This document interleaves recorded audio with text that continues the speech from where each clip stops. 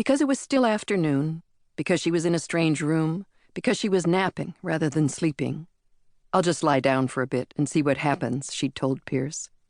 Because of all this, she was aware of herself as she dreamed, at some level conscious of working to subvert the dream she was having, to make it come out another way, different from the way it seemed to be headed.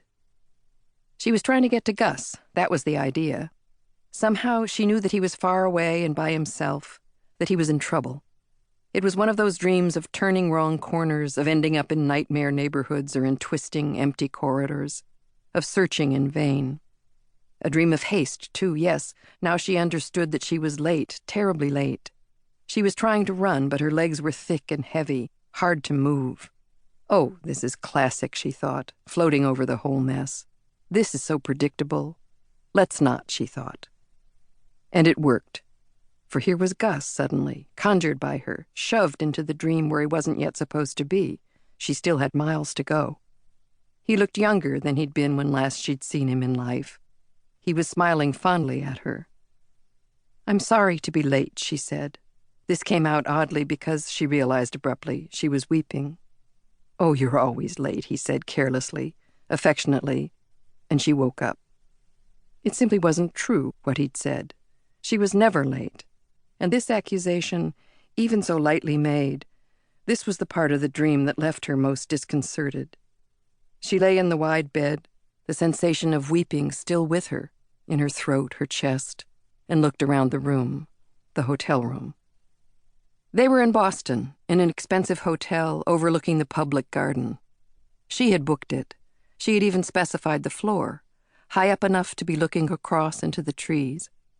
It must have been 4:30 or later, she thought. It was dusky outside, and the room was deep in shadows. She could hear voices in the hall, the women who turned down the beds most likely. They were lingering, chatting out there. It was a language she couldn't understand, full of guttural sounds, Portuguese maybe. A jewel-bright stripe of light glowed at the bottom of the door. One of them laughed. She was alone in the room. Pierce had gone to the Museum of Fine Arts, to a show she had read about in the paper and suggested to him. She wanted him to have something to do in the city that he enjoyed, too. It was a show of Japanese prints called The Floating World, prints of the life of the theater and the world of courtesans from the 18th and 19th centuries. Apparently it included some never-before-displayed erotica, described as fantastic in its inventiveness. It was on account of this that she'd recommended it to Pierce. Just his cup of tea, she'd said to him. "You're sure you don't want to go?" he'd asked as he was about to leave. "You're not drawn by the prospect of those immense members being waved about?" He swung his arm wide, poked here and there. "I get my fill of immense members at home. I don't need to go to the MFA for that." He had smiled, surprised at her, and then taken a formal bow before he exited, wearing his old tweed overcoat. She had told him recently that he looked like a panhandler in it, and he did, even when he was wearing the fancy leather gloves she'd given him for his birthday, as he had been today. He didn't care, he'd said, and we could always use the dough. He would be back soon, she supposed. She should get up and try to make herself look more presentable. But she didn't right away. She lay with her eyes closed, thinking of the version of Gus she had invented in the dream. Why do we alter them in the way that we do? Why make him so young, so happy?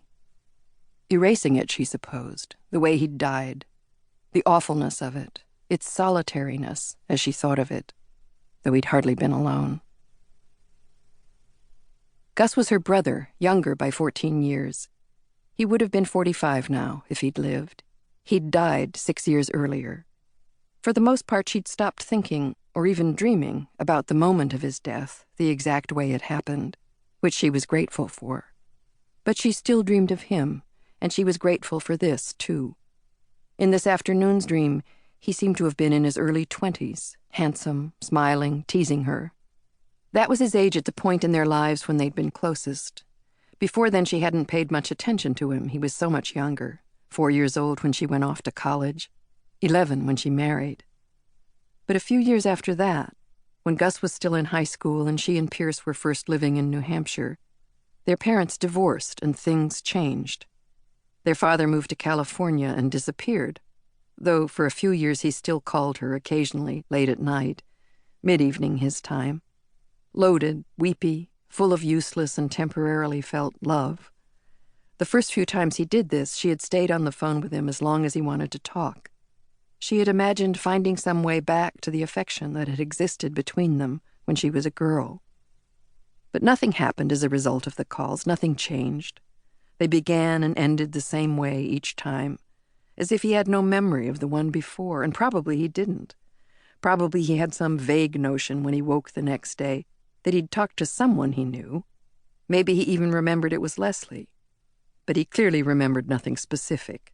Not the promises to visit, not the pleas for forgiveness.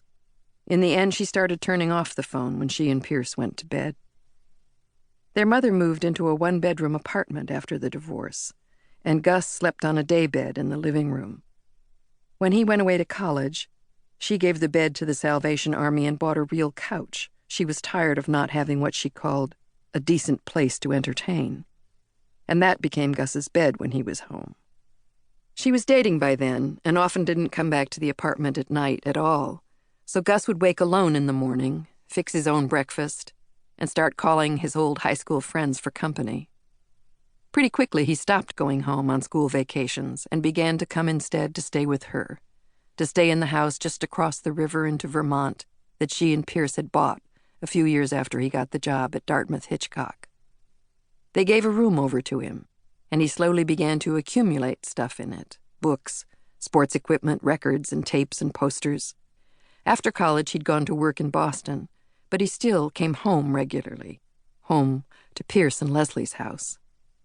It was over these years that Leslie came to know him, to love him as a person, not just as the cute little brother. She understood that some of this had to do with her inability to get pregnant, for those were also the years when she and Pierce were trying and failing to have children. She was, she supposed, depressed most of that time. At any rate, she felt she was learning how deeply life can disappoint you, how all that's good can become bad.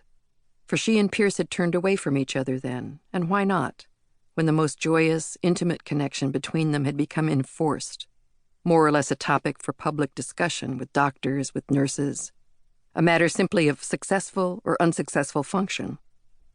Unsuccessful, as it turned out. And here came Gus, so sunny, so full of his boyish eagerness for life, so assured that all would always be well for him, that luck would follow him everywhere.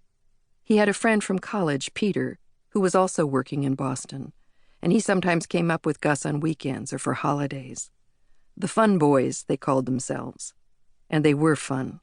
The smallest things delighted them. Her maternal fussiness, which Gus had once stopped by imitating a hen's clucking back at her. The response of an orderly, careful friend when they called to ask him to join them at a bar. "You mean, now?"